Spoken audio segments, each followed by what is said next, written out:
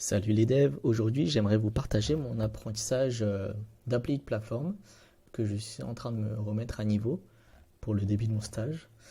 Alors pour ce projet, initialisé un nouveau projet Symfony. Ensuite j'ai fait un Composer Require afin d'utiliser API Platform. Et j'ai fait un Composer Require Symfony Maker Bundle afin pouvoir utiliser le Maker de Doctrine à pouvoir créer plus facilement des entités.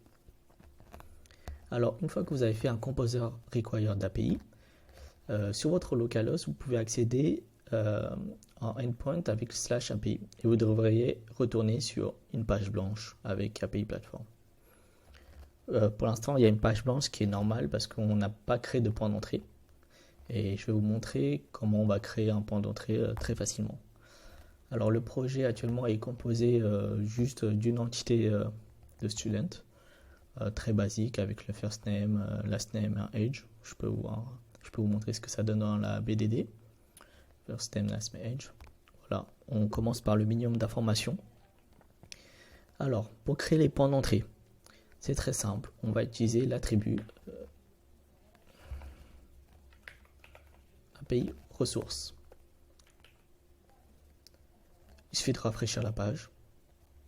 Et on a les points d'entrée par défaut que nous donne l'API ressources, c'est-à-dire toutes les méthodes.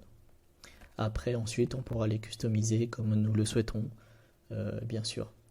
Alors, tout d'abord, nous allons faire comme un CRUD avec l'API Platform. On va tout d'abord on va créer par exemple 2 élèves. Hop, on va sur post, on fait tryout. Ensuite, on peut mettre Jean Michel, qui a peut-être 30 ans. On fait un execute. On voit qu'on a une réponse de 101, ça veut dire tout va bien. On peut vérifier dans notre BDD. On rafraîchit la BDD. On voit bien qu'on a notre élève. On va en créer un deuxième. Alors on va l'appeler Emma Stupon, par exemple, qui a 25 ans. Execute. On voit qu'on a encore une réponse de 100, on peut vérifier. On a bien nos 2 élèves. Ensuite, on peut avoir la totalité des élèves grâce au get de collection. On peut faire un tryout. Pour l'instant, on n'a que 2 élèves. Du coup, on peut laisser à une page. On fait un execute et on voit qu'on récupère bien les 2 élèves. On peut également récupérer un élève précis avec un ID. Il suffit de faire tryout. On donne l'ID de l'élève souhaité. On veut récupérer Jean, par exemple. Du coup, on va donner l'ID numéro 4.